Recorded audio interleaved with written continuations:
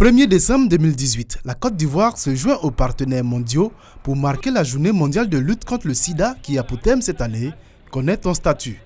Occasion pour le ministre Aka Awele, ministre de la Santé et de l'Hygiène publique, de faire cette exhortation en faveur du dépistage qui demeure non seulement le seul moyen de connaître son statut sérologique, mais aussi de contribuer à l'éradication de la maladie.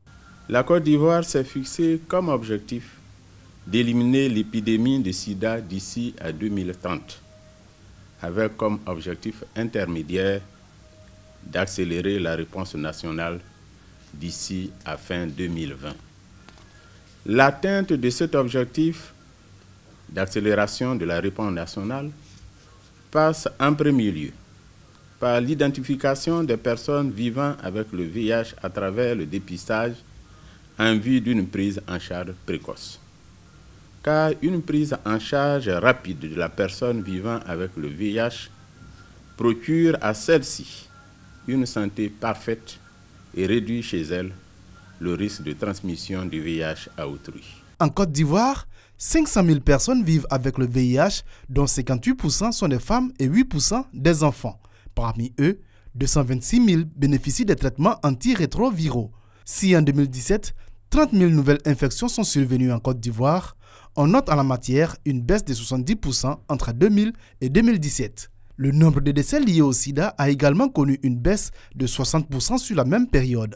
Des chiffres qui attestent les efforts entrepris pour venir à bout de la maladie. Tout en rappelant la sensibilisation que chaque Ivoirien devrait faire dans son entourage sur les bienfaits du traitement antirétroviral, le ministre de la Santé et de l'Hygiène publique plaide pour l'arrêt de toute stigmatisation à l'endroit des porteurs du VIH. Cette fois se veut une plateforme d'échange entre les structures financières et les populations.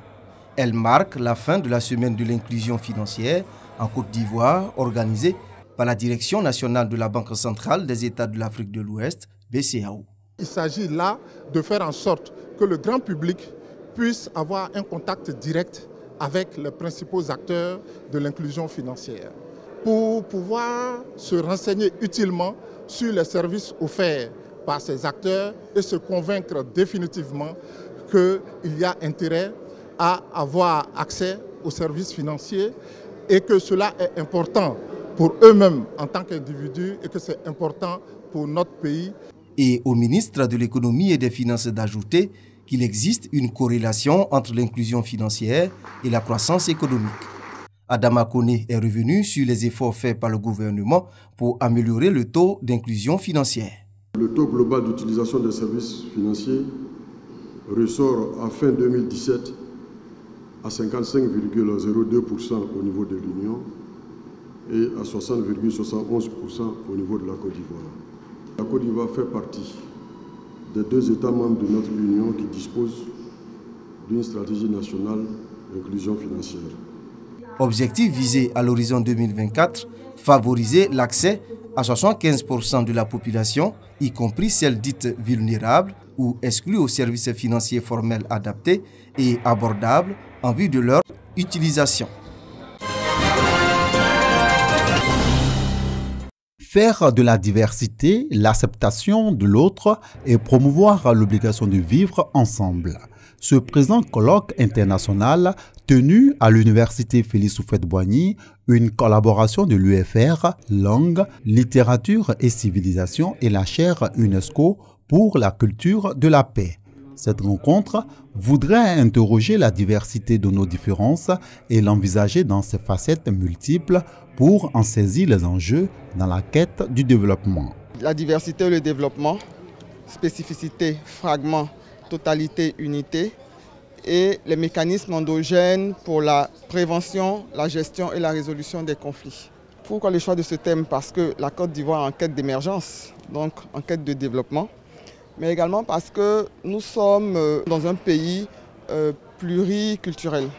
Plusieurs cultures cohabitent et il s'agissait de voir comment nous pouvions parvenir à un vivre ensemble harmonieux.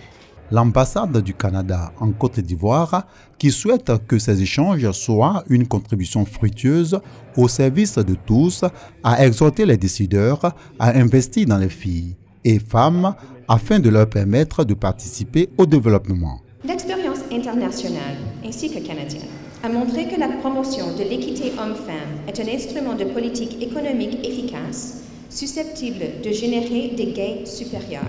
Plusieurs autres activités sont au programme. Le symposium international sur les mécanismes endogènes de prévention, gestion et résolution des conflits, ainsi que la cérémonie d'hommage au professeur Gérard Lezoudago, titulaire de la chaire UNESCO pour la culture de la paix.